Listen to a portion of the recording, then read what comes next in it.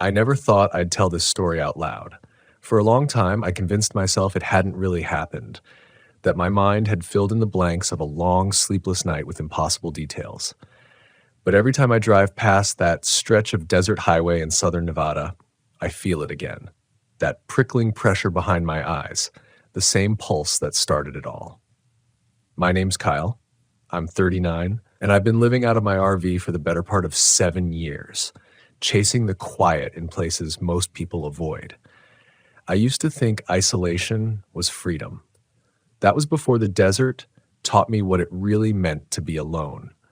I was parked just outside of a forgotten town called Lathrop Wells, a place so small it barely exists anymore.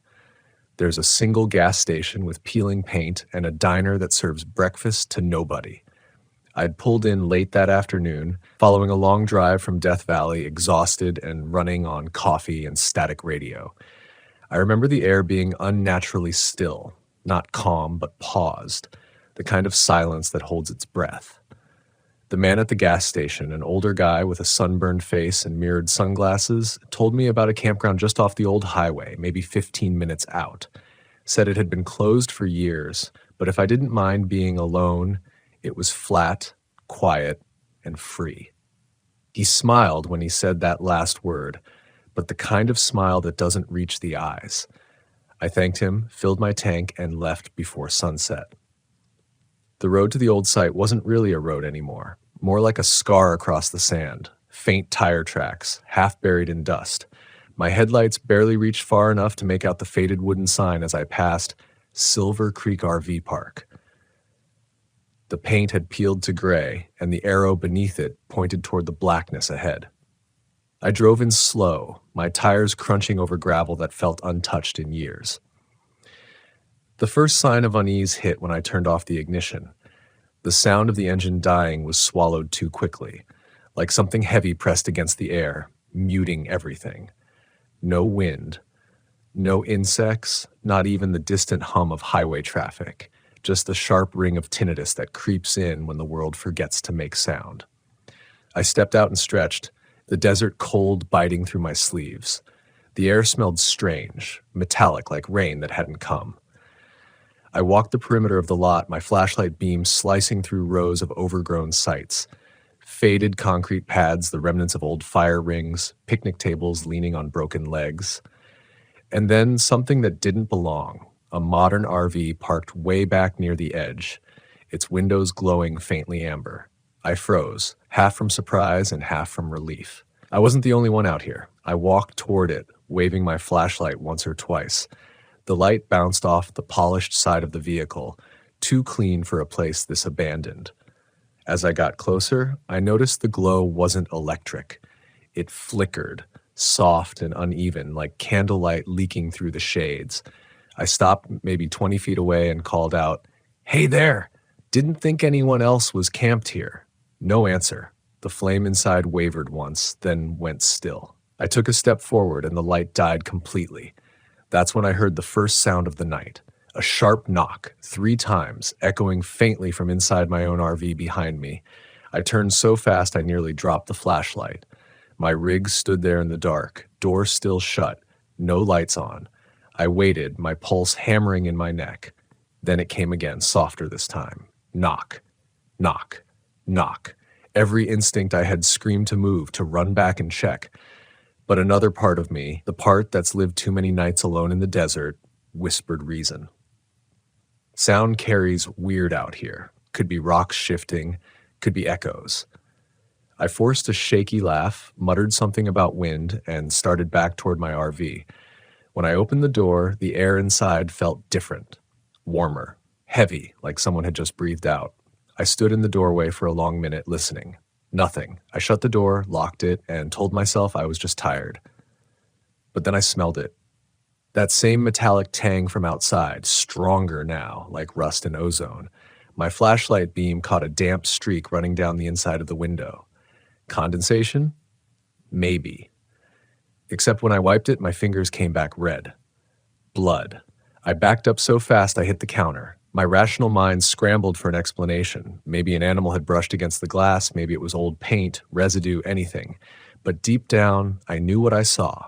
It was fresh, and it wasn't mine. I grabbed the keys, ready to leave, when something moved outside. Just a flicker, a shadow gliding across the gravel, low and smooth. I killed the light instinctively and peered through the side window. The other RV, the one with the candlelight, was gone. No headlights, no tracks, no sound of an engine. Just empty black where it had been. And then the knocking started again, only this time it wasn't from the door. It came from underneath. 3 slow, deliberate taps from beneath the floor. I froze, every hair on my body standing on end. I dropped to my knees, pressed my ear to the linoleum, and held my breath. Silence. Then another knock. Closer to where my feet were. Something was under me. Something alive. My breath came shallow, heart pounding so hard I could hear it echo in the cabinets. I forced myself to whisper, "Who's there?" But my voice cracked halfway through. No answer. Only the slow scrape of something rough dragging against the metal frame beneath the RV. I snapped. Fumbling for my flashlight, I threw open the door and jumped outside. The cold hit me like a slap. I ducked and shone the light beneath the rig, half expecting an animal. But what I saw wasn't possible. There were hands, pale, thin, too long, pressed up against the undercarriage, as if holding on from underneath. When my light hit them, they curled away into the dark, leaving streaks of red dust behind. I stumbled backward, nearly falling into the gravel. The flashlight slipped from my hand and rolled, its beam catching movement behind the trees. A figure, tall and still, standing between the pines at the edge of the lot. I couldn't make out its face, but I could see its posture, bent forward slightly, like it was waiting for me to move. I didn't breathe. I didn't blink. Then, without sound, the figure tilted its head just a fraction, the way people do when they're studying something fragile. Me.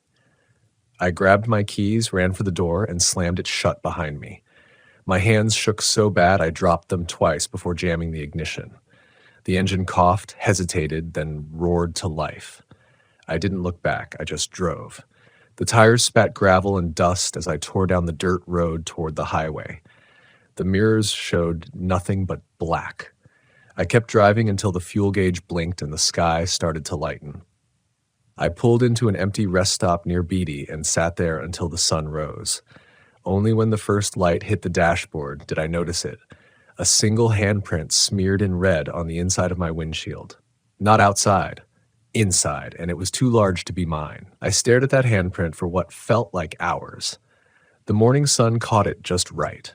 Thick, wet streaks already drying into a dull brown smear across the glass. My throat was raw from breathing too hard. I remember reaching out once, like maybe I'd imagined it, but my fingers stopped just short.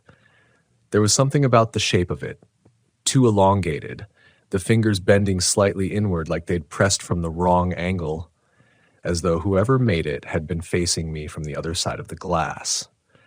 I drove again that morning, but I wasn't really seeing the road. My mind kept looping the same thought. It followed me. I couldn't prove it, but I could feel it, the way you can feel when someone's looking at you through a window. Every few miles, I checked the rearview mirror, half expecting to see that same pale shape walking the shoulder. There was never anything there. But I knew. By noon, I pulled into a small roadside diner near Tonopah. I sat at the counter and ordered coffee just to have something warm to hold. The waitress, a woman maybe in her 50s with tired eyes, asked if I was all right.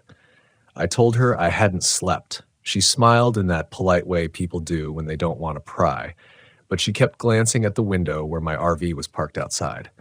When she brought my refill, she hesitated. "You been out by Silver Creek?" I froze mid-sip. "Yeah, how'd you know?" She sighed, rubbing a rag along the counter. "Folks who pass through always look like you do, jumpy, pale. That place has been shut down since, maybe 94? Some sort of accident. Government came in, said there were chemical leaks from the old mine nearby. Whole site got fenced off for a while. But every few years someone camps there and..." She trailed off, eyes dropping to the cup. "They always leave early." I wanted to ask her more, but something about her tone told me not to. When I paid, she slid the receipt toward me and whispered, Don't drive at night tonight. Whatever you saw, it'll find dark easier than it finds you. That line stuck in my head for the rest of the day. I kept the road under me for as long as the daylight held, but by late afternoon, I was bone tired. Every motel I passed was full or closed or looked too strange to risk. So I pulled into another rest area, this one near a stretch of dry lake bed, wide open and wind-scoured. I told myself that being in plain sight, under open sky, meant I'd see anything coming. The air had that dry taste of dust and metal again. I parked facing the desert, turned off the engine, and let the silence fall around me. It wasn't the same kind of silence as before. This was the emptiness kind, the kind that hums inside your own head when there's nothing left to listen to. I made dinner, something simple just to distract my hands. But every sound, the clink of the fork, the hiss of the stove, felt too loud, too sharp. As night fell, the temperature dropped fast. I locked the doors, drew the curtains, and crawled into bed with the lights off, trying to convince myself that I'd left the fear back in Silver Creek. But that's the thing about fear. It doesn't stay where you felt it. It travels with you, hidden in your pulse, waiting for the dark. Sometime after midnight, I woke up to the softest sound. A breath, not my own. I held still. My heart started to race, every sense sharpening at once.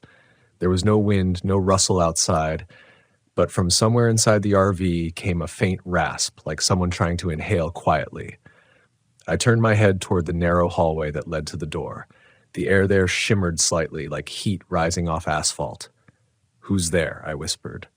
The breath stopped, and then, right next to my ear, another voice whispered back, "Mine." Same tone, same rhythm, same voice, but it said something different. "You left me there." I bolted upright, smacking my head on the cabinet above the bed. The air was freezing cold now, my breath visible even inside. I grabbed the flashlight off the counter and swept the beam across the interior, empty. No movement, no shape, nothing. But when the light hit the small window by the kitchenette, I saw condensation forming on the inside of the glass. 5 handprints, slowly appearing one after another, pressing from the inside out. That broke something in me. I ran to the door, threw it open, and stumbled outside into the desert night. The moon was full, lighting everything in sharp silver outlines. The RV gleamed under it, quiet, still. But when I looked back through the window, my window, I saw a silhouette standing exactly where I'd been lying. My silhouette. It moved a beat slower than me, like an echo caught in glass. I screamed without meaning to, voice ripping into the emptiness, and the thing in the window tilted its head, the same way the figure in the trees had. The sound that followed wasn't an answer, but it was close. It came from beneath the desert floor, a low, dragging moan that vibrated through my feet and up my spine. The ground shifted slightly, dust lifting in tiny spirals around the tires.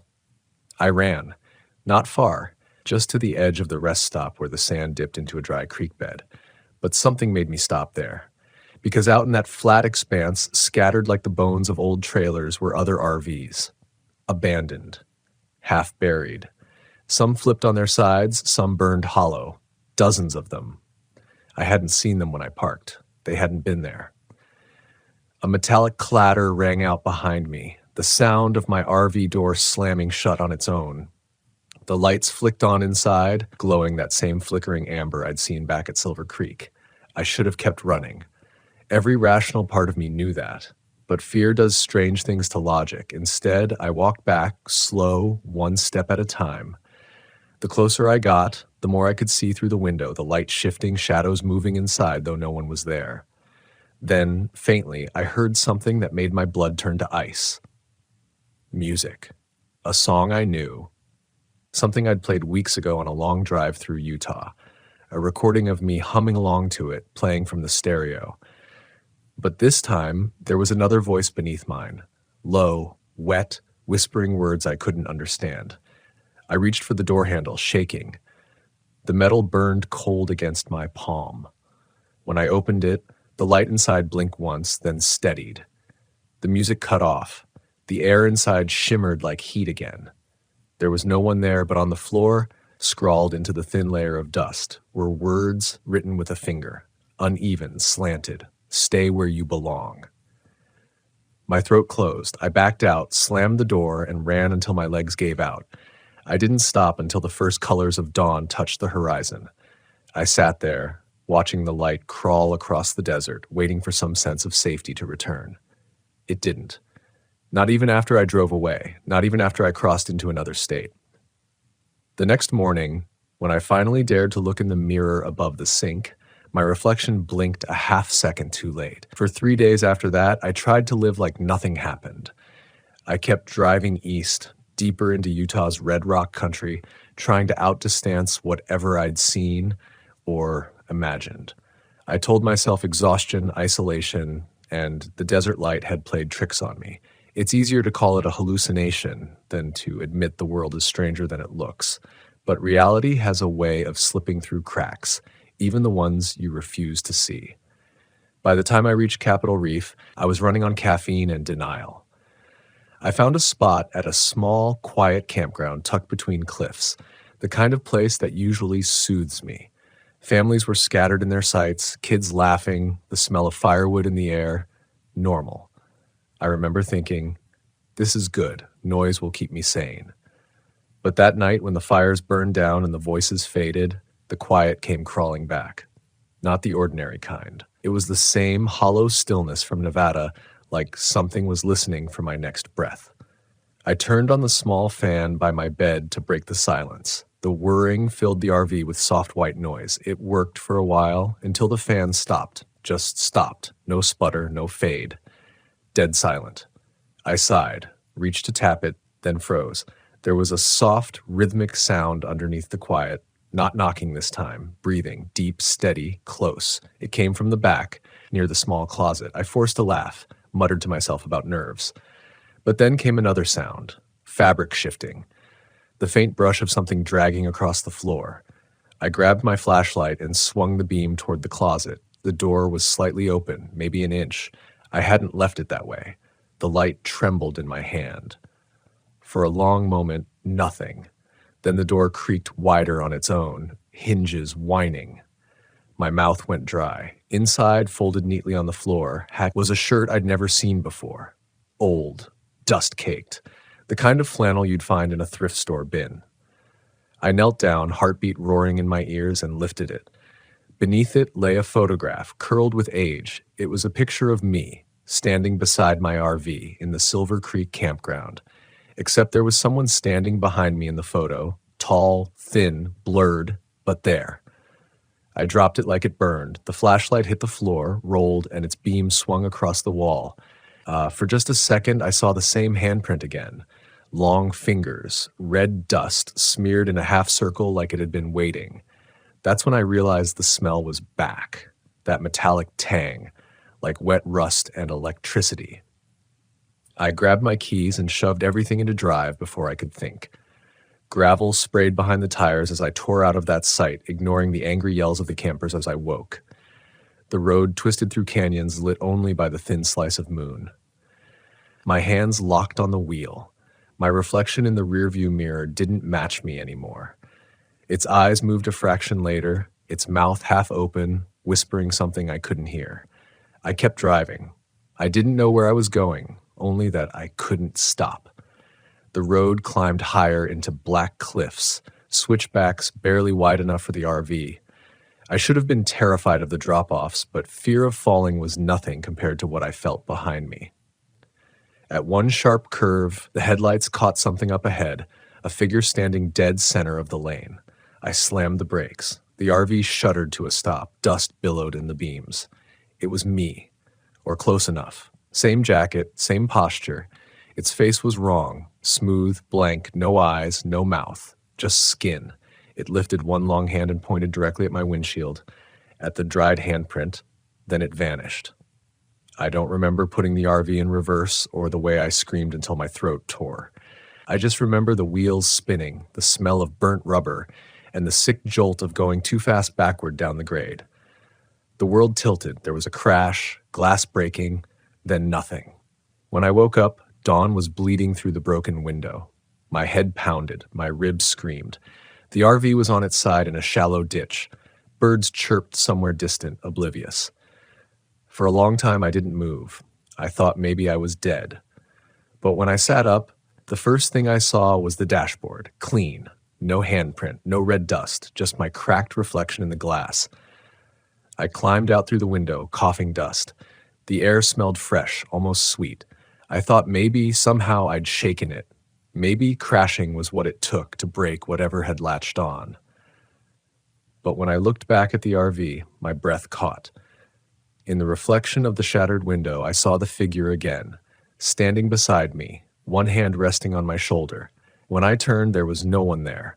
I left the RV that morning, walked until a trucker found me near Hanksville and drove me to town. I told the police it was a wreck, nothing more. They towed it away, said it was totaled, not worth salvaging. I didn't argue. That was 3 months ago. I'm staying in motels now, working odd jobs. Every time I see an RV on the road, my stomach knots. I don't camp anymore. I can't. But sometimes when I wake in the middle of the night, the TV off, the room still, there's that same quiet, that waiting silence that feels like it's pressing against the air just before the first knock. And on the nights when the air smells faintly of rain and rust, I swear I hear a voice, soft, patient, familiar, whisper from the corner of the room, "You left me there." I should have trusted my gut the moment the headlights of my old Volkswagen caught the first glimpse of that crumbling concrete overhang. There was something about the way the shadows clung to the mouth of the tunnel, heavy and unmoving, as if waiting for me.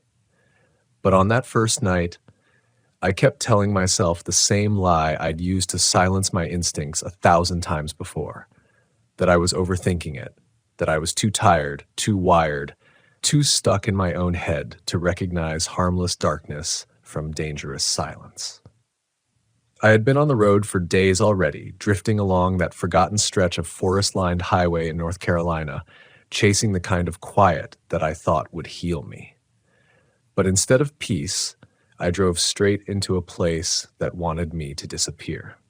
I remember checking the time on the dashboard, 10:14 p.m., and feeling the weight of the empty road wrapping around me like a warning. The nearest campground was still almost an hour away, and I'd been fighting waves of dizziness since sunset. I told myself that pulling over near the old service tunnel wasn't stupid, just temporary. I'd shut my eyes in the back of the van for a few hours, then be on the road again before dawn. But rationalization is a dangerous thing, especially when it whispers just the right words to make fear feel unnecessary. So I stopped. I parked, I turned off the engine, and let the night swallow every sound except the ticking of cooling metal. My name is Marcus. I was 36 at the time, still holding on to the idea that freedom meant disappearing from my own life in bursts, solo camping trips in places no one remembered. But this trip was different. I wasn't running from boredom this time. I was running from grief, from losing someone I didn't know how to live without, and I convinced myself that isolation would give me clarity. I didn't expect it would instead force me into the kind of darkness that felt alive, that watched me, that pressed against the thin walls of my Volkswagen like it wanted to seep in. I unrolled my sleeping bag and stretched out, listening to the engine softly tick in the cooling air, but the quiet was too quiet. No insects, no rustling branches, no far-off wind shifting through the trees. It was like the entire forest had suffocated. And then, just as I began to drift, I heard it, the faintest tap echoing from inside the tunnel. One sharp tap, then another, spaced with an unnatural precision. I froze. The hairs on my arms lifted like static. I lifted my head slightly, my pulse beginning to pound, and stared into the darkness through the back window. But the tapping stopped as soon as I looked. I tried to ignore it. I told myself it could be a rock falling from loose concrete, or maybe some small animal shifting its weight. Except animals don't keep rhythm. Animals don't tap like knuckles on a hollow wall.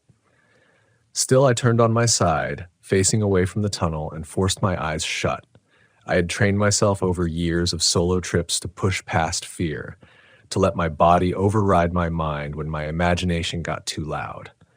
So I breathed slowly, counted backwards from 50, and eventually slipped into an uneasy sleep. I don't know how long I slept before the second sound jolted me back awake. It wasn't tapping this time, it was footsteps, slow, measured, scraping across gravel, and they were closer, much closer. My chest tightened so quickly it felt like I'd been punched. I didn't move. I didn't breathe. Through the dusty back window, I could see only fragments of the tunnel mouth, but I knew the footsteps weren't coming from the highway or the forest. They were coming from inside. Then, just as the steps reached the outer edge of the tunnel entrance, they stopped. Completely. And something else followed, a long, drawn-out exhale, like someone releasing a breath after holding it too long. My blood went cold. Every survival instinct I'd spent my life ignoring surged to the surface at once. My body knew before my mind did that I wasn't alone. For several minutes, nothing happened. No movement, no breathing. Just that thick, unnatural silence pressing against the van like a weight. I finally worked up the courage to pull myself up just an inch and peek through the side window, but there was nothing. No figure, no shadow, just the empty mouth of the tunnel staring back at me like an open wound in the forest. I stayed awake until dawn, eyes wide, breath shallow, every muscle trembling. And when the first thin ribbon of sunlight finally cut through the trees, I convinced myself once again that I had exaggerated everything.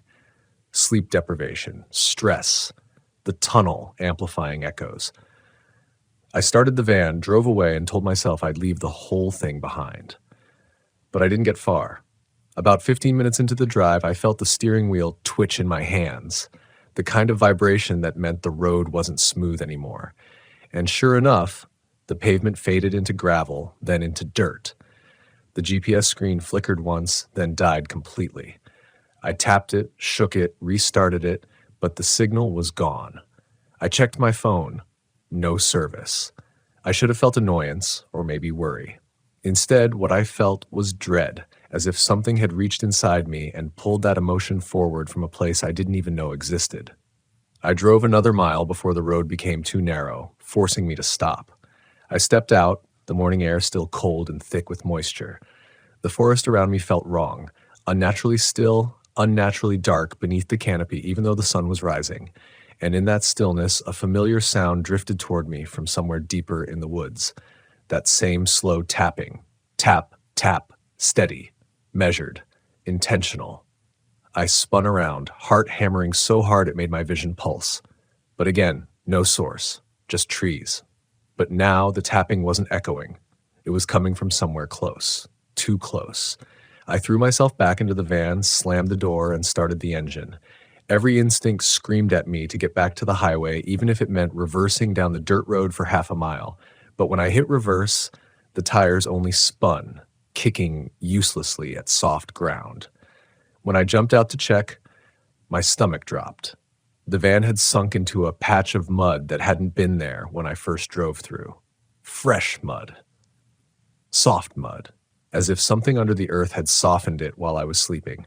That was the moment I finally admitted the truth I didn't want to face. I was trapped. The tapping stopped. Then came a new sound, one that made every bone in my body go cold. A voice. A low, broken whisper drifting from somewhere inside the trees. Marcus. My name. Not shouted, not spoken. Whispered, and not by someone alive. I didn't think, I didn't breathe, I didn't blink. I just stood frozen by the open driver's door, my body refusing to acknowledge that what I had heard was real. My brain raced through every possible explanation.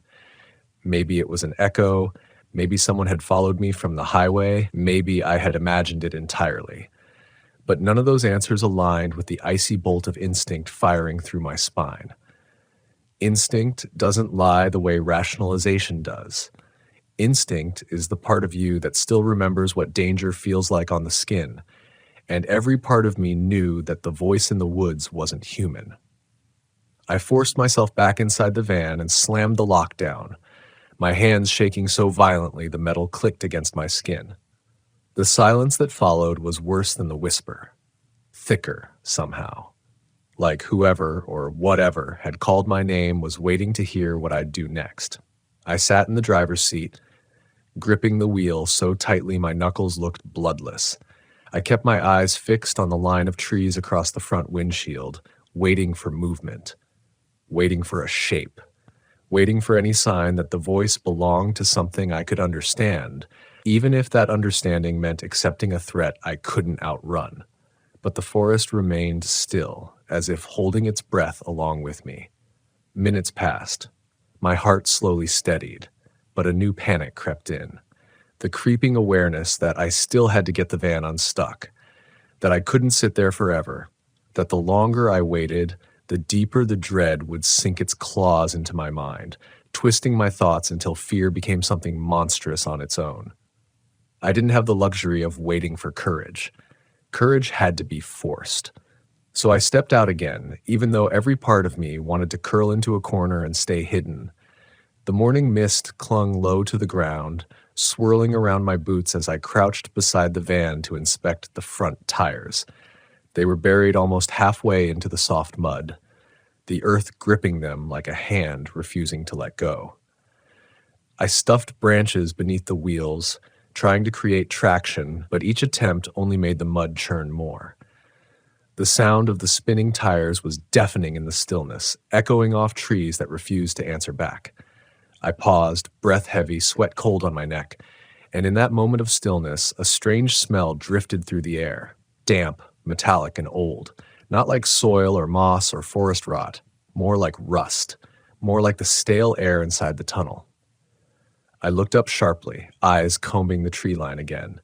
The mist thickened near the edges of the dirt road, swirling in unnatural patterns as if something were moving through it without footsteps. I stood slowly, backing toward the driver's door, keeping my eyes fixed forward. Then, from deeper within the woods, that tapping returned. Tap, tap, tap. Not faint anymore, not distant. Close, too close. It echoed as if something was striking a hollow surface, stone or metal. But there were no stone walls out here, no metal pipes, no structures, just forest and mud and silence. Tap, tap, tap, tap. My breathing quickened. The tapping wasn't random. It was steady, deliberate, as if it were signaling, as if it were waiting for me to listen. I forced myself back inside the van once more and locked the door again. My fingers shook against the key. I didn't try to start the engine. I already knew the wheels wouldn't move. Instead, I grabbed my flashlight from the glove compartment and leaned back, wiping sweat from my forehead. I had supplies for 7 days, but the thought of being trapped here that long felt impossible. Panic clawed at the back of my throat until I swallowed hard, pressing the flashlight against my chest. Then another voice. But this one was different. Not a whisper. Not my name. Just one word spoken with a dragging rasp like rotten air straining through broken vocal cords. Down. The word stretched and cracked like something was forcing its way out of a mouth unused to speaking. The sound came not from the woods, but from somewhere beneath me. Under the van. Under the ground. I shot upright, heart pounding so violently it made my ribs break. The breath froze in my lungs. The flashlight slipped from my hands and clattered onto the floor. For a long moment, I couldn't move. My mind scrambled through 1,000 thoughts. None of them helpful, none of them sane. I needed to run. I needed to disappear. But run where? The dirt road was a dead end. The van was trapped. The forest was thick and choked with shadows that didn't belong to trees. And then another sound rose from beneath the earth, a deep, grinding rumble like something massive shifting below the mud. The van trembled slightly, rocking forward as if the ground had exhaled beneath it. I grabbed the steering wheel instinctively, even though the van wasn't moving. Sweat poured down my temples. My breaths came too fast, too shallow. The rumbling stopped, and in its place came a sound I will never forget. Fingernails dragging across metal, slow, scraping, scratching the underside of my van. I screamed, a raw, guttural sound torn from a part of me I didn't recognize and didn't know existed. I hit the ignition, not because I believed the van would move, but because I needed noise, any noise, to drown out the horror scraping beneath me. The engine roared, tires spinning helplessly, mud splattering everywhere, but the scratching continued, louder, harder, closer.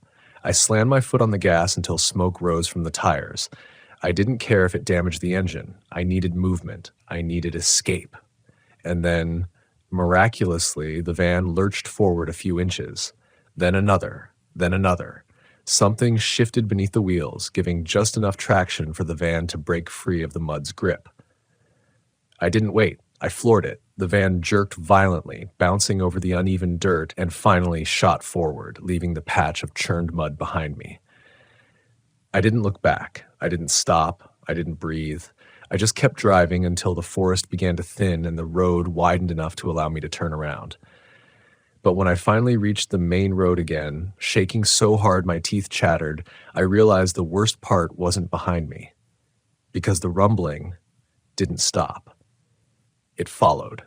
I could feel it through the floorboards, a faint vibration pulsing rhythmically, as if something beneath the earth was pacing me. My eyes blurred with tears I refused to acknowledge. I gripped the wheel harder, knuckles aching, and whispered to myself the one promise that had always kept me alive during solo trips. Don't panic. Don't panic. Stay sharp. Stay alive. But a sickening truth coiled in my mind like a parasite. Whatever was beneath the earth didn't care about my promises. It had followed me out of that hidden path. It had burrowed under the road, and it was getting stronger. I pressed the gas harder, pushing the van faster, watching the trees blur past in streaks of green and shadow. The rumbling intensified, vibrating through the metal like an approaching train.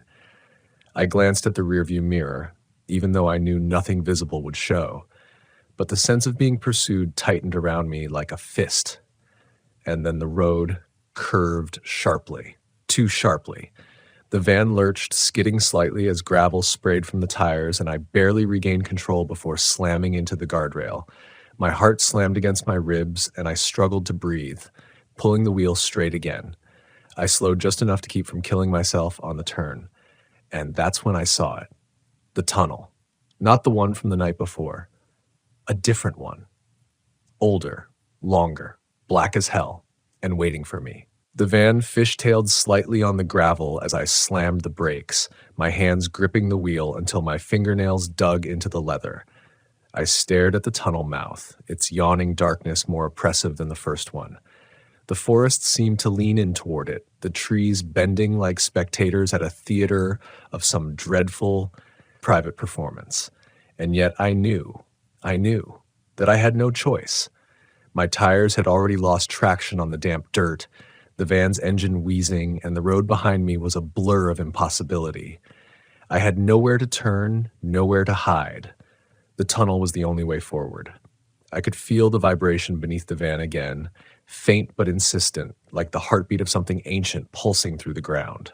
Tap, tap, tap, faint at first, then growing stronger with each second, echoing from the unseen depths of the earth. I tried to rationalize it.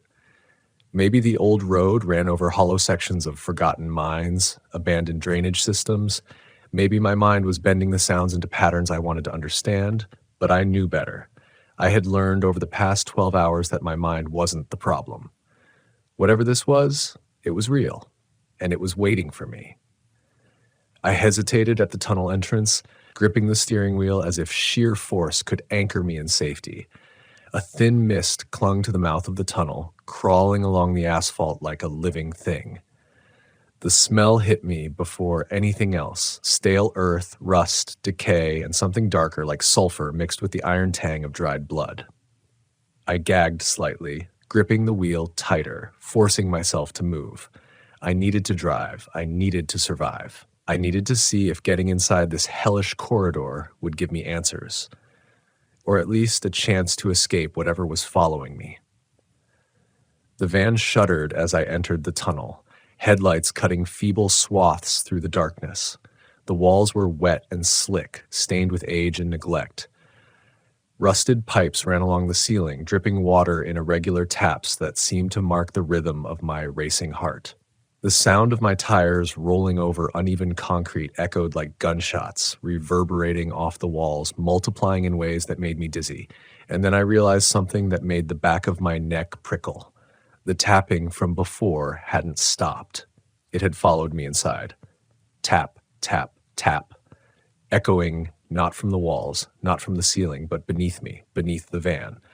I tried to tell myself it was just the structural beams groaning, settling, but deep down, I knew that explanation was a lie. I could feel movement in the earth beneath me, subtle but undeniable, like a predator pacing while its prey navigated a labyrinth of concrete. My pulse spiked, and I gripped the steering wheel until my fingers ached. I couldn't stop, couldn't slow down. The tunnel stretched ahead like an endless maw, swallowing light, swallowing hope. Several minutes into the drive, I noticed the walls changing.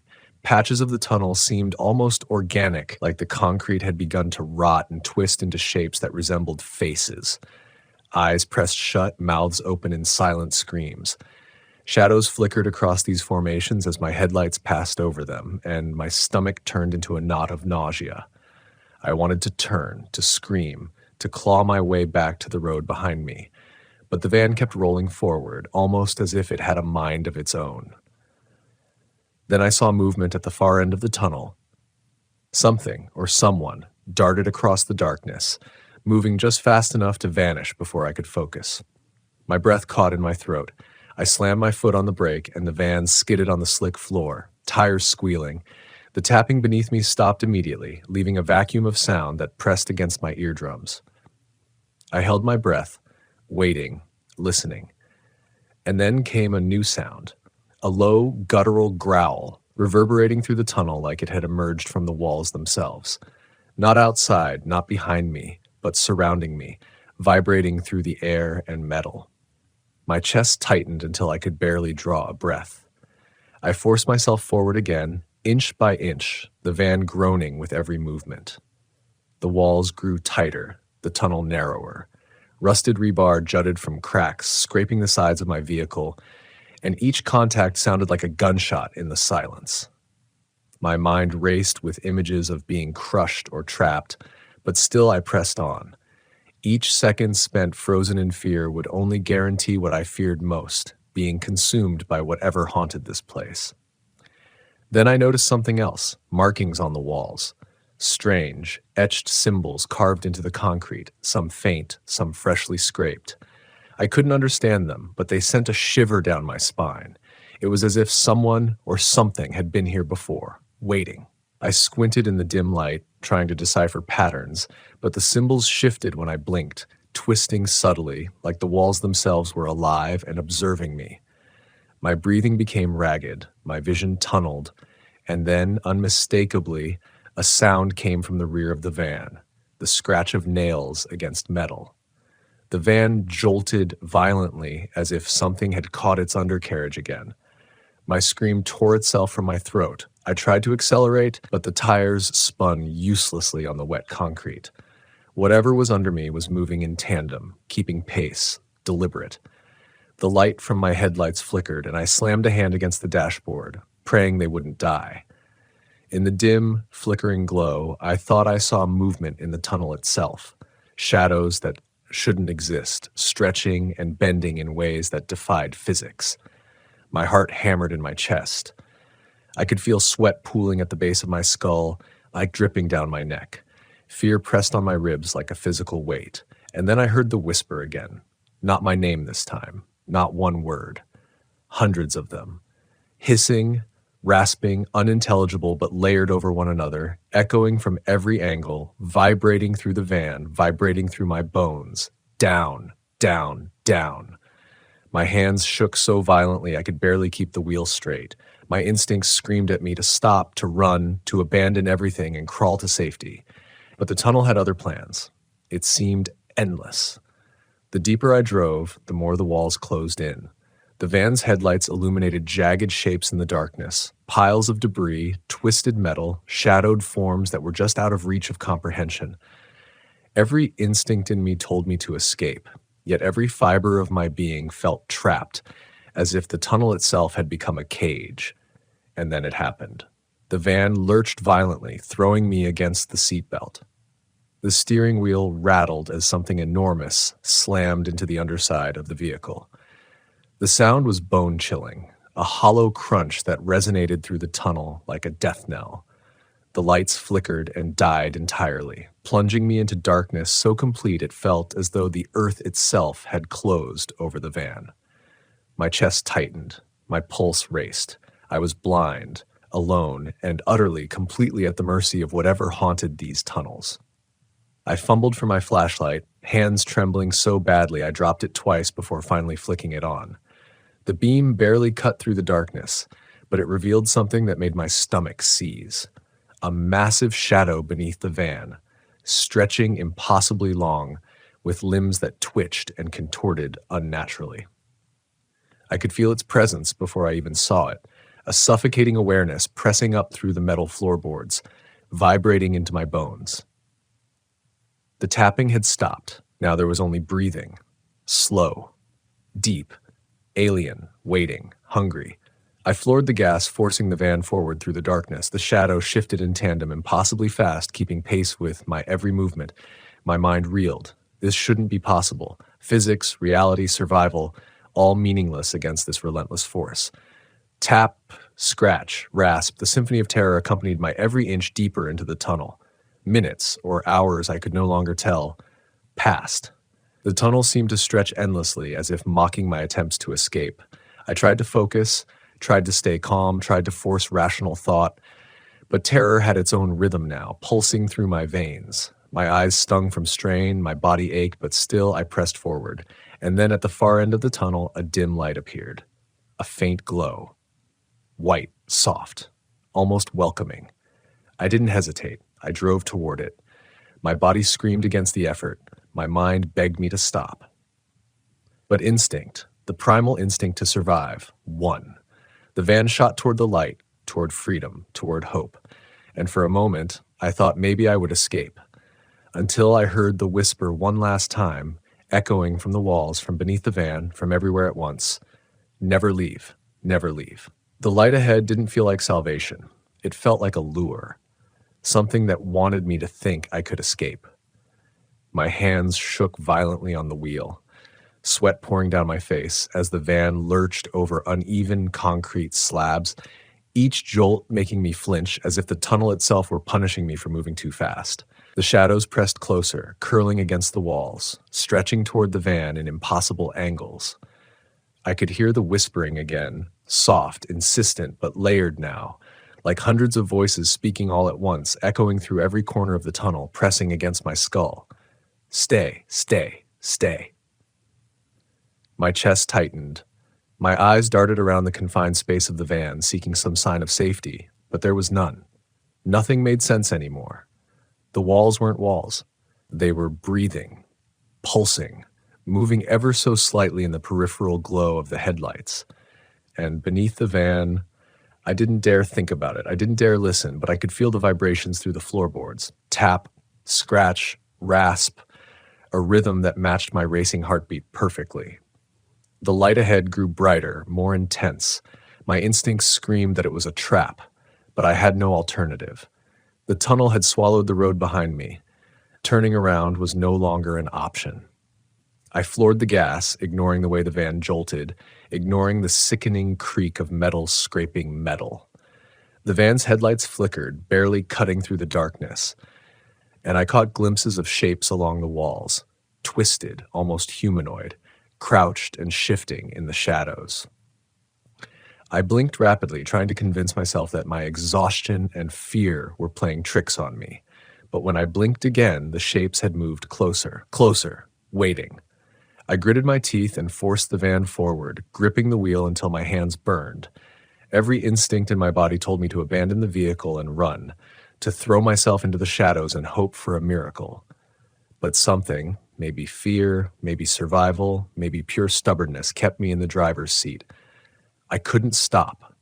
I couldn't let the shadows win. And yet the closer I got to the light, the heavier the air became, thick and choking, like I was driving through water. My lungs burned, each breath a struggle. Every fiber of my being screamed that I was in a place humans were not meant to enter. And I couldn't deny it anymore. I had crossed into something alive, something that had been waiting for me. Then I heard it, a voice, clearer this time, closer, coming from the rear of the van. Marcus. My blood ran cold. Not a whisper, not a whisper, distorted sound, but my name, drawn out, deliberate, filled with malice and hunger. I slammed my foot down, trying to accelerate, but the van shuddered violently. The vibration beneath the floorboards intensified, resonating through every bone in my body. I could feel it watching me, feeling me, counting my fear like a predator counting its prey.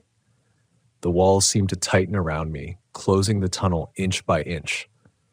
My pulse thundered in my ears, drowning out the sound of the van, the tapping, the whispering, everything except the raw, primal terror that gripped me. And then I saw it. At the edge of the light, just beyond where the headlights could reach, a figure emerged. Not fully formed, not fully human, but a shape that mirrored me in grotesque distortion. Limbs too long, fingers curling at impossible angles, a face that seemed to shift and warp as it moved. Its eyes glinted faintly in the pale glow, and its mouth opened, stretching wide enough to show too many teeth. And still it whispered, "Down, stay, never leave." I slammed my foot down on the gas, the van jerking as the tires struggled for traction on the slick concrete. The figure moved in sync with me, always a step behind, impossibly fast, and yet somehow tethered to the tunnel itself. I could hear the rasping sound of nails against metal again, louder than ever, coming from beneath the van. The sound didn't just echo.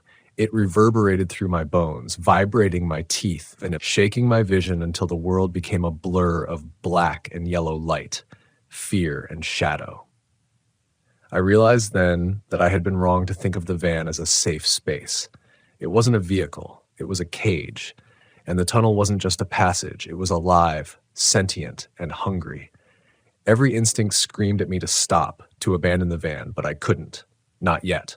Something in me refused to submit to this nightmare, refused to let the darkness win. I needed to see the end of this, to confront whatever was waiting for me at the light. The van jolted over another uneven slab, the headlights flickering once more, and I saw movement along the walls. Shadows that didn't belong to anything in the tunnel, stretching and twitching as if reaching for me. The whispering grew louder, layered voices merging into a chorus of menace. My hands shook so violently I could barely keep the wheel straight. Tap, scratch, rasp, the rhythm was now a scream beneath me, urging me forward, pulling me toward the light. And then the van lurched violently, throwing me against the seatbelt. The steering wheel rattled in my hands as the shadow beneath the van shifted, moving faster now, pressing up against the tires as if trying to tip the vehicle. I screamed, a raw, guttural sound ripped from my chest and floored the gas, the van rocking violently over the uneven concrete. Every instinct told me to give up, to surrender, to fall into the shadow's embrace. But another part of me, cold, hard, refusing to break, demanded that I fight, that I survive.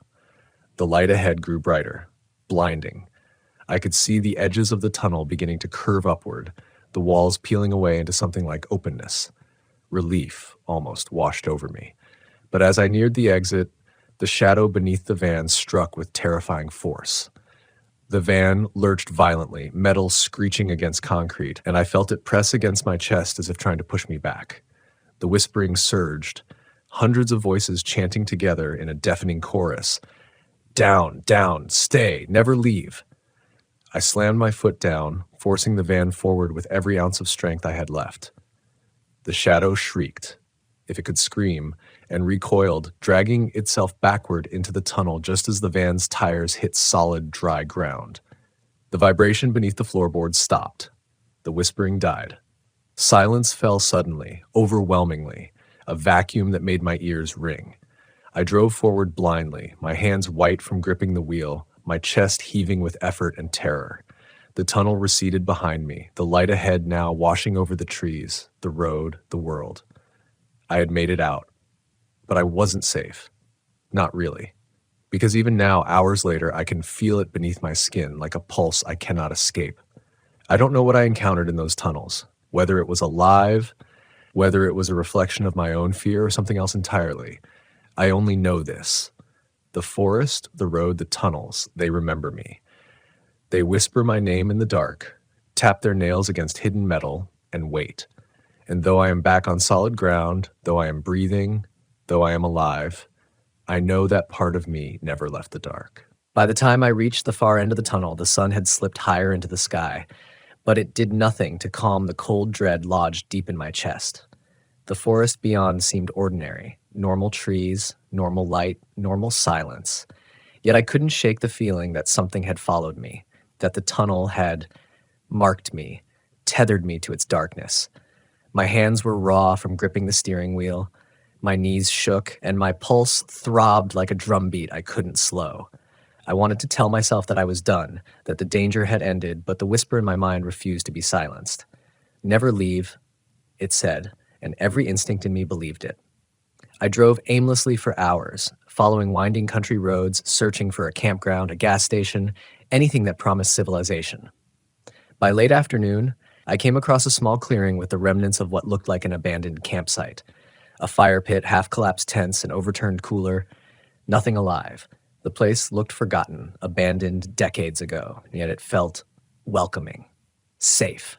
My fingers trembled as I guided the van into the clearing, the tires crunching over dry leaves. I killed the engine and stepped out, chest heaving, scanning the trees. The air smelled of pine and damp earth, ordinary and yet tainted by the memory of that tunnel. I tried to convince myself that if I stayed put, rested, and gathered my thoughts, I could drive back to the highway by morning. But deep down, I knew better. Night fell faster than I expected. Shadows crept across the clearing, stretching impossibly long, and the faint rustle of leaves felt heavier than it should have. I didn't build a fire. I didn't unpack my sleeping bag. I just sat in the van, listening. Hoping, praying that the silence I craved would come. But it didn't. The whispering returned first, soft and distant, threading through the trees. Then the tapping, metallic, deliberate, coming from somewhere I could neither see nor place. My heart thudded, and I tried to rationalize it. Maybe animals had made their way back from the tunnel, drawn to the scent of the van. Maybe I was imagining it. But the truth was simple. I knew, absolutely, that I wasn't imagining it. By the second night, I realized I couldn't leave the van. Every time I tried to start the engine, every time I considered moving toward what should have been the safety of the main road, the vibration beneath the tires returned. Tap, scratch, rasp, reminding me that whatever followed me from the tunnel would not let me escape. Sleep became a stranger. The confined space of the Volkswagen felt both protective and suffocating, a thin shell between me and the world that waited with teeth beneath the soil. I alternated between trying to rest and pacing the small interior, tracing the contours of the dashboard with shaking fingers, willing myself to stay grounded in reality. But the longer I stayed, the more distorted reality became. By the third night, the psychological pressure became unbearable. The whispering and tapping had evolved, now mingling with sounds I couldn't explain. Faint scratching from above, almost like nails running along the roof of the van. Faint breathing behind me, though the back seat was empty. The metallic scrape of something sliding under the wheels. I began to see movement at the edges of my vision, shadows that vanished when I turned my head, shapes that shouldn't exist in the ordinary geometry of the van and clearing. I wanted to tell myself it was fatigue, hallucinations caused by stress or the lingering shock from the tunnel. But even as I repeated these explanations aloud to myself, a deeper terror settled in. I knew that no rationalization would undo what I had seen, what I had felt. On the fourth day, hunger and thirst began to gnaw at me, but more terrifying than my physical need was the feeling that the tunnel had extended its reach, that the whispering was closer than ever. I could feel it pressing against the van like a physical presence, as though the walls of the forest were bending toward me, the trees leaning to peer into my tiny trapped world. Every time I moved, every time I breathed, I felt the rhythm beneath the tires, an unrelenting reminder that I had been marked. My reflection in the side mirror became a stranger. Dark circles under my eyes, a pallor that made my skin almost gray, my expression taut with unspent terror. By the fifth night, the line between reality and hallucination had begun to blur entirely. I could feel the presence beneath the van everywhere. When I closed my eyes, I could hear its breath in my ears, smell its rot, sense its movement through the metal of the floorboards. Shadows danced across the windshield, shapes that coiled and stretched like smoke in unnatural currents. I tried to resist looking, tried to close my eyes, but fear made me watch, made me witness the things no human should. I began talking to it, whispering into the darkness, trying to remind myself that I was alive, that I existed outside the tunnel's influence. But the whispers only responded. By the sixth night, the van felt like a tomb. I hadn't slept more than a few minutes at a time, my body trembling with exhaustion, every muscle aching. The tapping had become a symphony, layered over itself, echoing in perfect rhythm with my heartbeat. Shadows moved independently, detaching from their sources, coiling around the van and receding with impossible precision. I tried to focus on the little things that grounded me: the dashboard, the faint smell of coffee from the thermos, the hum of the van's interior light. But every time I reached for normalcy, the whispering mocked me. The tapping intensified, the vibration beneath the tires throbbed. I realized with a hollow certainty that my mind had begun to bend. By the seventh day, I had lost count of the hours. Hunger and thirst were secondary to the pervasive fear that had consumed my consciousness. My hands were raw, my skin scraped from pacing and clutching the wheel. My breath came in shallow, panicked gasps, yet I knew that this was the final stretch, the last night before whatever had begun would demand its conclusion. The whispering had grown louder, now distinct voices calling my name, taunting me, layering over each other until every sound in the van was consumed by it. The tapping had transformed into a steady, thundering rhythm, vibrating beneath the tires, through the floor, into my chest. I sat there in the center of the van, gripping the wheel and rocking slightly to force myself to remain awake. My eyes scanned the clearing, the trees, the van, the dashboard, anywhere but the tunnel. But the tunnel had already returned to my vision, even if it wasn't physically there, stretching the limits of my perception. Shapes moved at its mouth, coiling and uncoiling, waiting for me to look, waiting for me to act. I realized then that I had been trapped not just physically, but mentally, spiritually. The tunnel had become a part of me. I had become a part of it. And in the quiet moments when my shaking hands stopped and my pulse slowed just enough to hear it clearly, I understood the final truth. The tunnel didn't want me gone. It had never wanted to. The 7 days were never about testing survival. They were about marking, about pulling me into its darkness, about teaching me that some roads lead only inward, not outward. I don't know how I survived the night or the days leading up to it. I only know that when I finally forced my eyes open at dawn on the 7th day, the forest looked ordinary again. The clearing looked empty, silent, unthreatening. My Volkswagen, battered and worn, still sat where I had parked it. And yet, I knew the tunnel was out there, somewhere, patient, waiting. I started the van with trembling hands and drove slowly back to the highway, every shadow along the road making my chest tighten, every rustle in the trees a reminder that I was still marked. The tapping beneath the tires had vanished, the whispering had faded, but the knowledge remained. I was never truly free. I had survived, yes, but the tunnel had taken something from me. Something intangible, something primal, something that would never return. When I finally emerged onto the main road, when the sun warmed my face and the ordinary world returned, I realized the depth of what I had endured. 7 days alone, trapped in darkness, with nothing but whispers, taps, and my own mind for company. And yet, despite the terror, despite the exhaustion, despite the part of me that still shivered at every shadow, I also understood something else. I had survived. I had endured the impossible. I had faced a darkness no one else could understand, and lived to tell the story. The road back to civilization seemed impossibly long.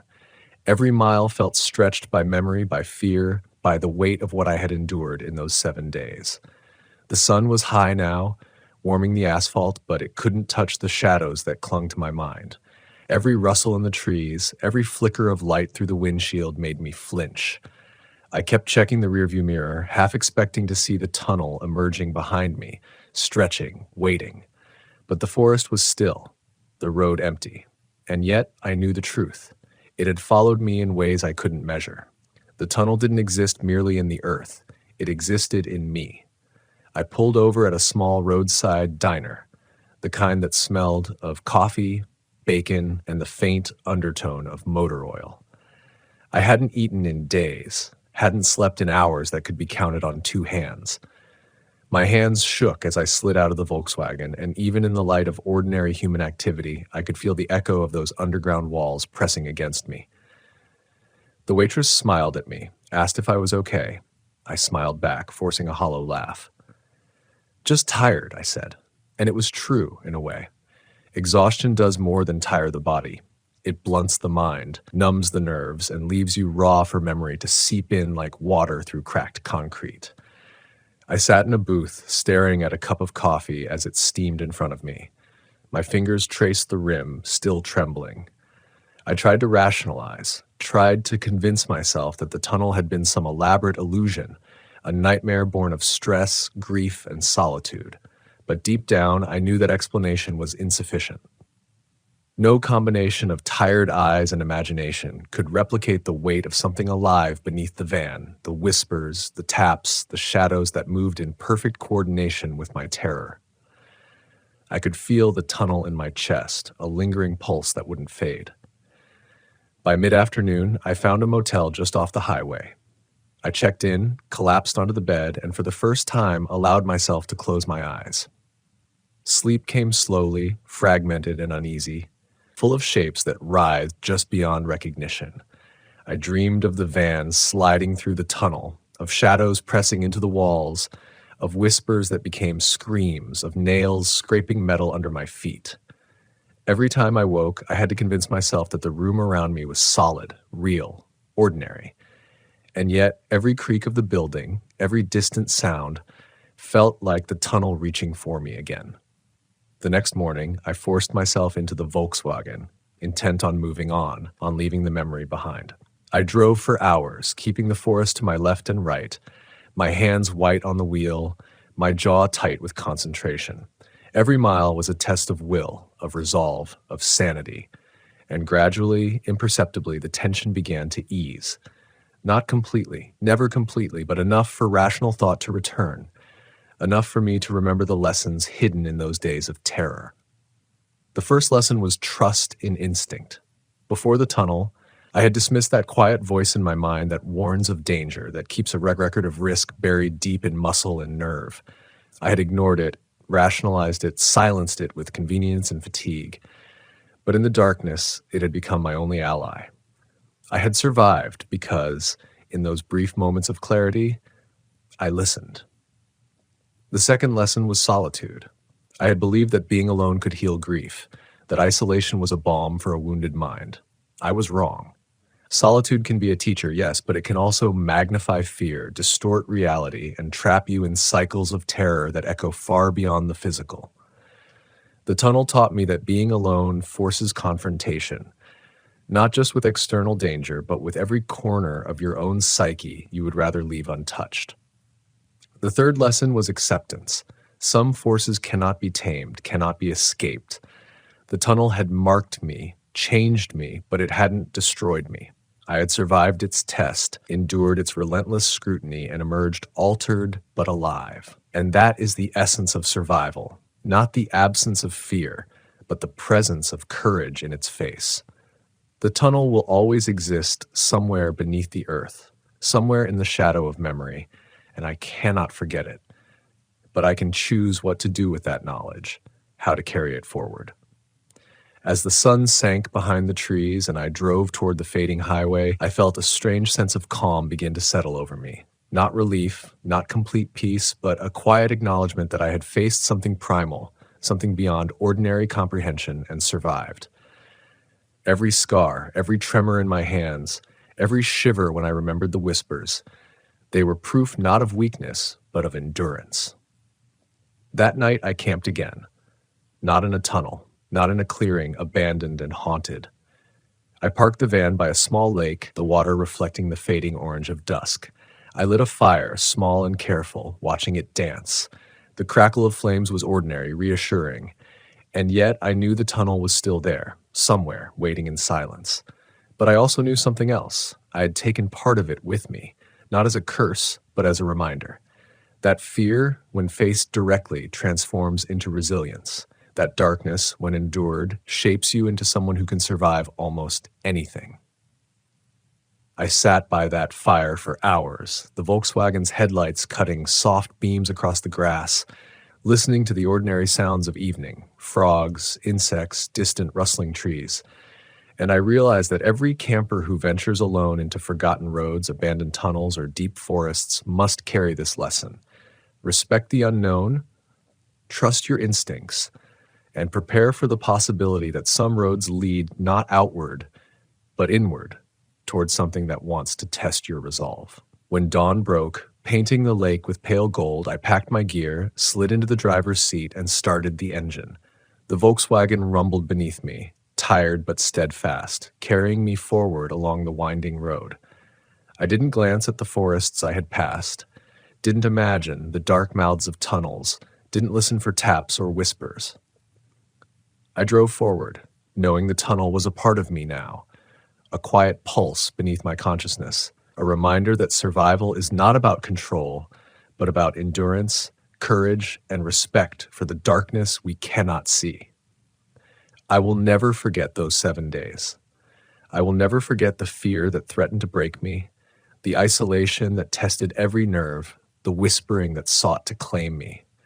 But I will also never forget the strength that emerged, the clarity that comes from confronting the unimaginable, and the knowledge that even in the deepest, most suffocating darkness, survival is possible if you trust your instincts, hold on to courage, and never give up. Some roads should never be traveled alone. Some tunnels should never be entered. But if you do, if you face them fully, you will emerge changed, perhaps haunted, but undeniably alive. And in that survival, in that confrontation with fear itself, there is a lesson deeper than any light could offer. The darkness can test you, but it cannot define you.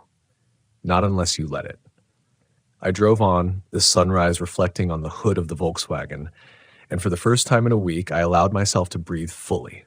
The forest faded behind me, ordinary and still. The whispers were gone, the tapping silenced. And yet, I knew the tunnel would never truly leave me. It had become part of my story, part of my mind, part of my will. And in that, I found a strange, enduring strength, one forged in 7 days of fear, darkness, and the unwavering drive to survive. I had been lost in the dark, yes, but I had also been found. My name's Miles Carter. I'm 38 years old, and I've been living out of my Volkswagen Westphalia for the better part of 3 years. I started this nomadic life for the same reason most people do: freedom. I wanted the open road, the stillness of the mountains, the crackle of campfires in the desert wind. I wanted to escape the grind, find peace somewhere that didn't have Wi-Fi or streetlights. But the night I found the abandoned RV park off Highway 395, I learned something about freedom no one ever talks about. When there's no one around, no noise, no people, there's nothing left to protect you from what still remembers being human out there. I first saw it by accident. I was heading south through the Sierra Nevadas, a late October trip before the first snow hit. The air was thin, sharp with the smell of juniper and cold stone. I'd planned to camp near Mono Lake, but the wind was brutal that night, so strong that it shook the van when I stopped at a pullout. I kept driving, telling myself I'd find a more sheltered spot. That's when I noticed the faded green sign, Cedar Rest RV Park, 1 mile. It didn't make sense. I'd driven this route before, and I didn't remember any RV park here. But I was tired, hungry, and desperate to get out of the wind. I turned down the cracked asphalt road anyway. The headlights swept over a rusted gate, leaning half open. Beyond it, the road curved into what looked like a forgotten lot, swallowed by sagebrush. My tires crunched over gravel and glass. The place was silent except for the wind brushing through the power lines, which still stood but carried no sound, no hum. The air felt off, like sound couldn't stick to it. I parked near what used to be the office, a small single-story building with sun-bleached siding and a broken porch light. The sign above the door hung by one chain. Check-in, manager's office. I grabbed my flashlight and stepped out. The cold bit through my jacket instantly. The first thing I noticed was the smell. Old metal and wet earth, like rain after years of drought, but there hadn't been rain for weeks. My boots pressed into soft, spongy ground, even though the dirt looked bone dry. Rows of concrete pads stretched into the dark, each had a picnic table, some half collapsed, others coated in moss. I counted maybe 15 lots before the light faded into emptiness. I was about to turn back when I noticed something strange.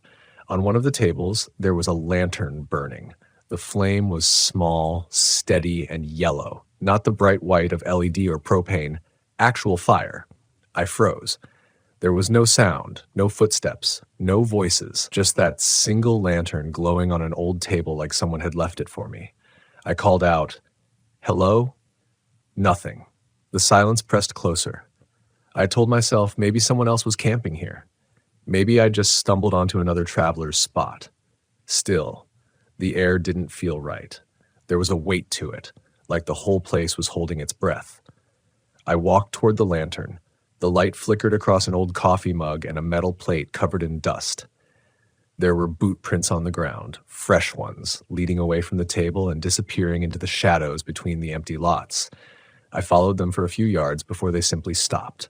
No turn, no return path, just gone. That's when I heard the first sound, faint, almost polite, like someone tapping on glass. Tap, tap, tap. I turned in a slow circle, my flashlight cutting through the trees. The sound came again, from behind me this time.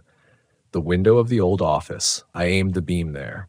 The glass was cracked and dirty, but I swear I saw a reflection inside, my light bouncing off another light.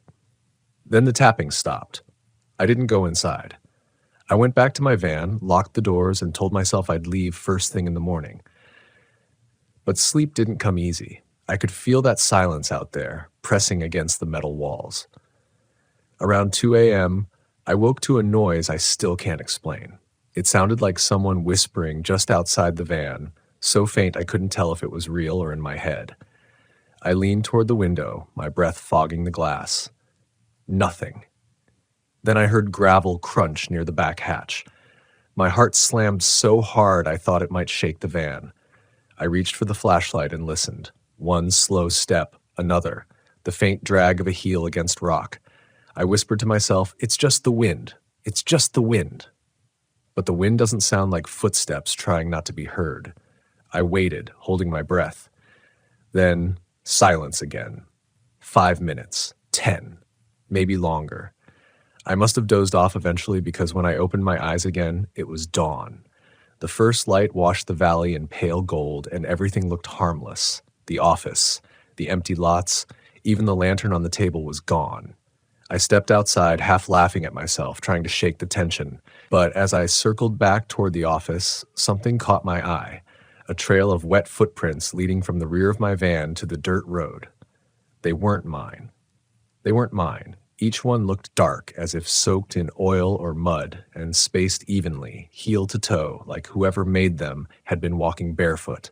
I followed them until they vanished at the gate. And right there, nailed to one of the wooden posts, was a paper notice so faded the ink had bled into the fibers. I could only make out a few words. Closed since 1998. Do not enter. Contaminated water. That should have been the end of it. I should have gotten in my van and left without looking back. But curiosity is a kind of sickness for people like me. The more something feels wrong, the more I need to know why. That night, I stayed again. I told myself I was staying to take photos, to document the place, maybe post something later about forgotten America. But deep down, that wasn't it. The truth was, I felt watched the entire day and I couldn't shake the feeling that if I left too soon, whatever had followed me in the dark might follow me out. So I stayed. By late afternoon, the sky turned a dull gray, that kind of flat light that erases shadows. I brewed coffee in the van and sat at the folding table, camera on my lap, watching the road. No one came, no birds, no insects, just stillness. The wind that had howled last night was gone completely, like the world was waiting for something to happen. I started walking again, this time toward the far end of the park where the trees grew thicker. Most of the RV pads were crumbled and overgrown, but at the end of the lane stood something different. A large white fifth-wheel trailer. Its windows were covered with aluminum foil from the inside, the door slightly open, swaying with the faintest motion of air. I hesitated at the steps. "Hello?" I called again. The word came out weak. The place absorbed sound like wet cloth. When I pushed the door open, it didn't creak. It sighed. Inside, the air smelled like wet ashes and something sweet, like spoiled fruit. My boots stuck slightly to the floor, and when I shined my flashlight around, I saw why. The linoleum was rippled, waterlogged, and cracked down the middle. The walls were lined with newspaper clippings, hundreds of them, all pinned with rusted tacks. Articles about strange illness at local RV park, water contamination linked to missing family, Cedar Rest investigation stalled. In the center of it all, there was a hand-drawn map of the park. Every lot had been marked with numbers, except one. Lot 6 had been circled in black ink over and over until the paper tore. A chill crawled up my spine. I looked out the window toward the rows of pads. From here, I could see the 6th lot clearly, empty, except for the outline of where a large RV once stood. On the small table by the door sat an old cassette recorder, its buttons corroded green. Against better judgment, I pressed play. The tape hissed for a few seconds, then crackled with a man's voice. Tired, shaking. Day 14. Water still black. Can't leave. Tracks near the office again. I think they're coming from below. I froze. Day 15, the voice continued. Heard her last night. Sounded like my wife. Same words, same tone, but she's been gone since last week. I buried her myself. The tape stopped with a mechanical click. I stumbled out of the trailer and nearly tripped on the steps. My breathing came fast, shallow. The rational part of me screamed to pack up and go, but another voice, the stubborn one that had driven me into this life in the first place, whispered that maybe the guy was paranoid. Maybe he'd been sick from the contaminated water. Maybe there was a logical explanation.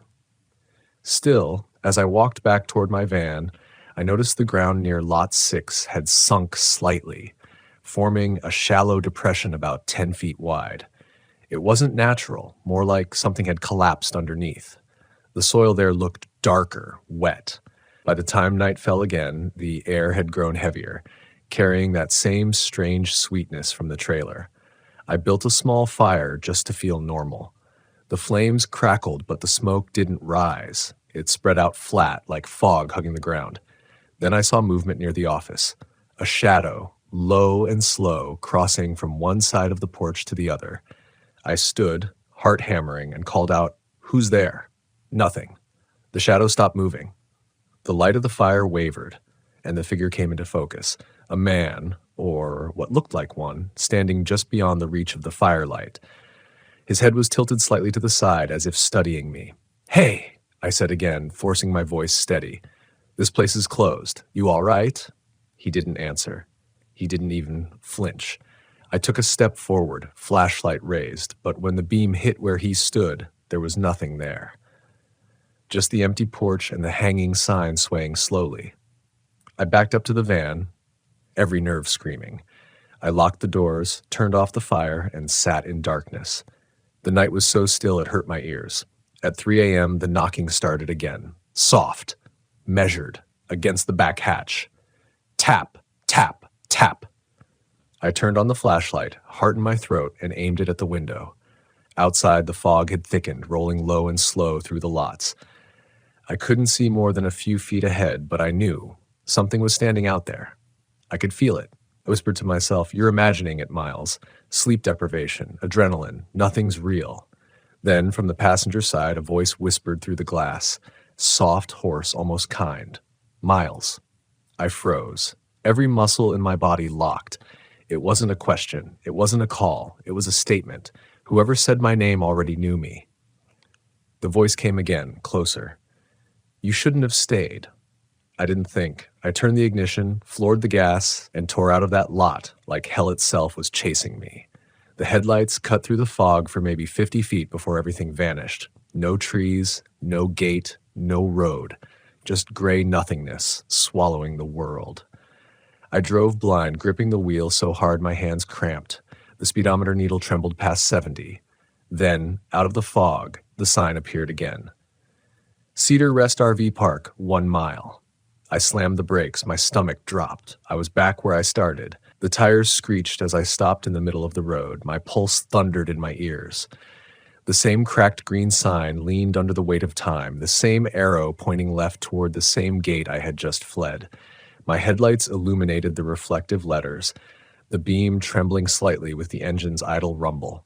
I looked at the clock on the dash, 3:11 a.m., the same time I'd heard my name whispered. I told myself I must have looped around somehow, backtracked without realizing, but I knew this road. I'd driven it before. There were no loops, no turnoffs, just Highway 395 and miles of desert scrub. I shut the engine off and stepped outside. The fog clung to me, heavy, wet.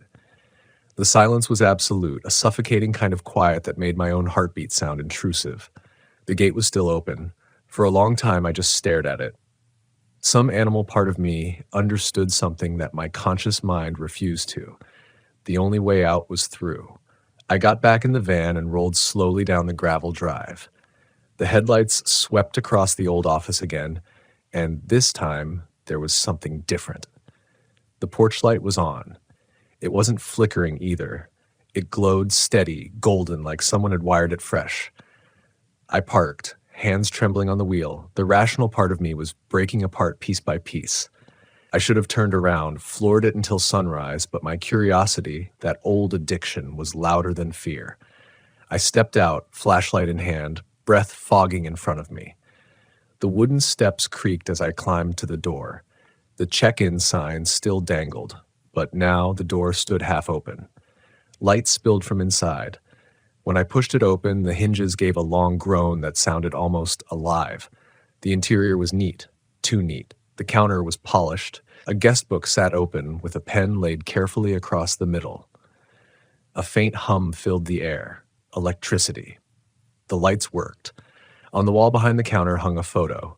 A smiling family in front of a camper, the words Cedar Rest, 1997 Employee Appreciation Picnic. Their eyes had faded white with age. I called out, "Hello? Is anyone here?" From behind the counter came the faint sound of movement. Shuffling. A drawer sliding open. I stepped closer, my flashlight cutting a beam through the stale air. "I didn't mean to trespass," I said. "I thought this place was abandoned." The sound stopped. Then a soft voice, muffled and dry.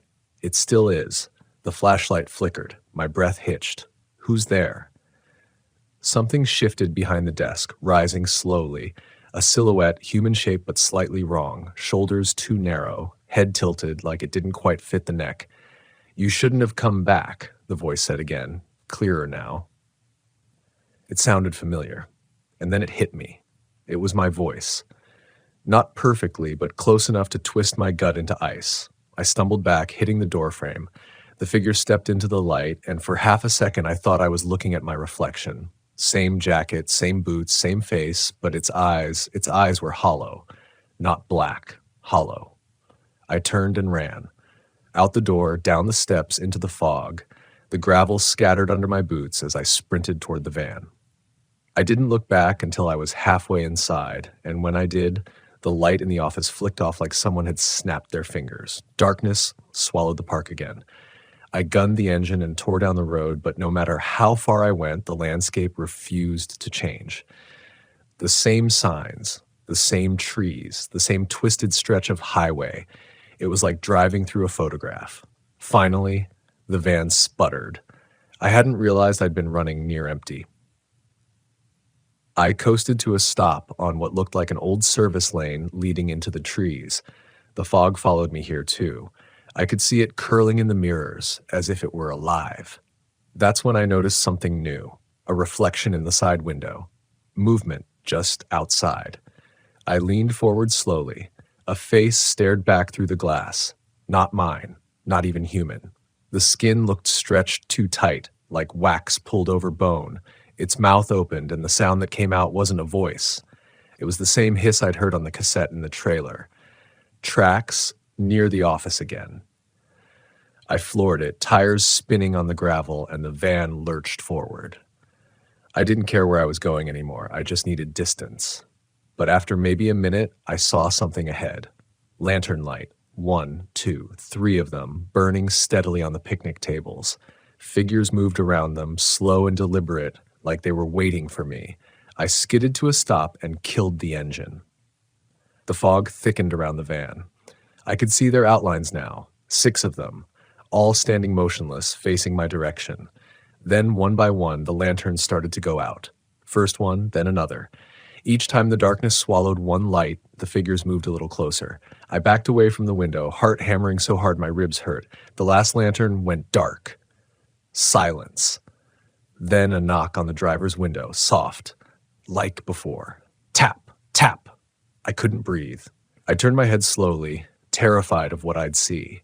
No one was there, but the glass was fogged from the outside, and written in it in slow-drying condensation were 4 words. Lot 6. Come back. Something broke inside me then. I couldn't keep pretending this was anything natural. I didn't know what the park wanted or why it was using my voice, my face, but I knew one thing. It wanted me there. And I was starting to realize that maybe somehow I already was.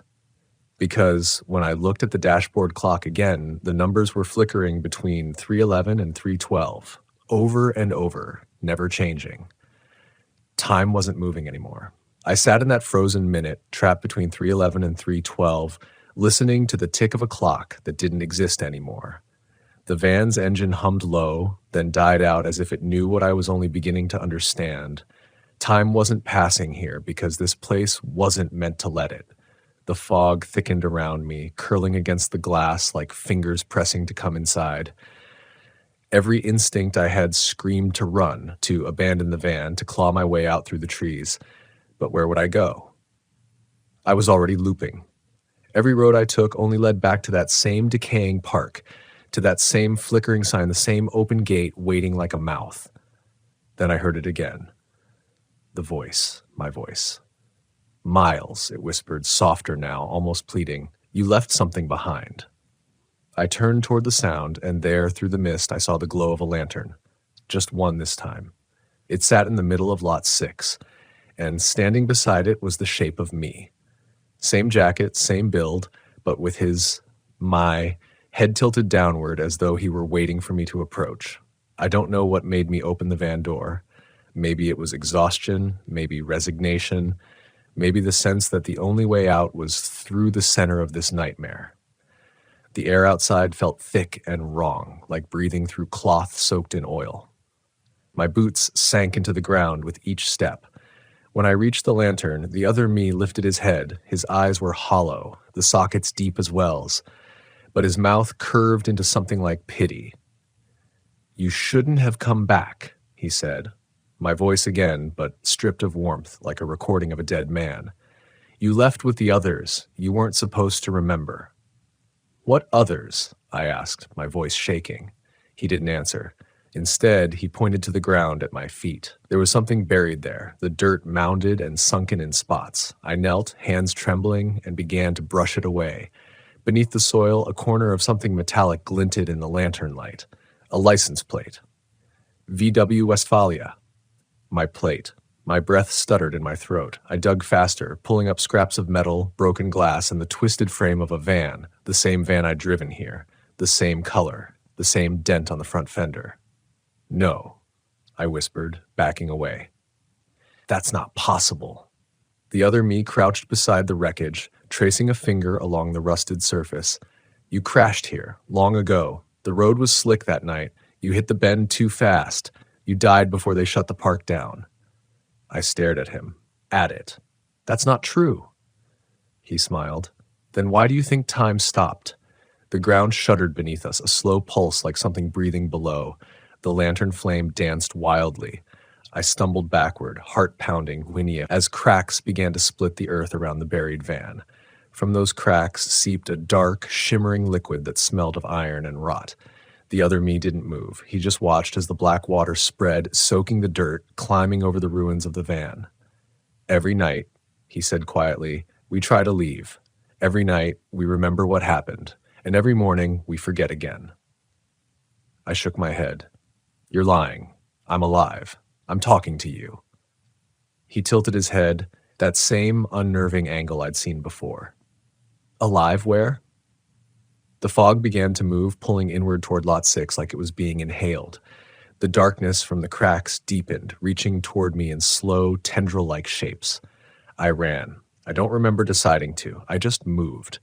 Back through the empty lots, past the office, through the gate that no longer led anywhere real. The fog followed, whispering in my ear now. Dozens of voices overlapping, some pleading, some laughing, some crying my name. Miles. Miles, come back. Miles, help us. The headlights of the van flickered weakly when I threw myself inside. The key turned, but the ignition coughed and failed. My hands were shaking so violently I could barely grip the wheel. The mirrors were useless now, fog on every side, but I could see faint outlines moving in it. Faces, figures walking slowly toward me, their features blurred, bodies swaying as if underwater. Then one of them stepped close enough to the windshield for me to see. It was the man from the tape. His skin was pale gray, and his lips moved soundlessly, the same words that had played on the recorder. "She's been gone since last week. I buried her myself." The rest followed, emerging from the mist like memories replaying themselves. A woman clutching a child, a man with a lantern, a couple holding hands. Dozens of them. The lost travelers, the ones who never left Cedar Rest, and behind them, the other me. Watching, waiting. I don't remember screaming, but my throat hurt afterward. I turned the key again one last time and the engine roared to life. The fog exploded outward with the force of the van's headlights as I slammed into gear. I didn't look back. I kept my eyes fixed ahead until the road appeared. Black, solid, endless. And then just as suddenly, I was out. No fog. No gate. No park. Just the open highway under a cold blue dawn. The clock on the dash finally changed, 3:13 a.m. I didn't stop driving for hours, not until the sun was high and the mountains had turned gold with morning light. I pulled over at a rest area, shaking, exhausted. The van's exterior was covered in mud like I'd driven through a swamp, but I didn't care. I was free, or so I thought. Because when I looked at my reflection in the side mirror for the briefest instant, my eyes looked hollow, empty. And when I opened the glove compartment to grab my map, something slid out, a damp piece of paper folded neatly in half. I unfolded it slowly, hands trembling. It was a Cedar Rest guest registration form. My name was written in faded ink. Checked in, October 21st, 1998. Checked out. The dash clock flickered again.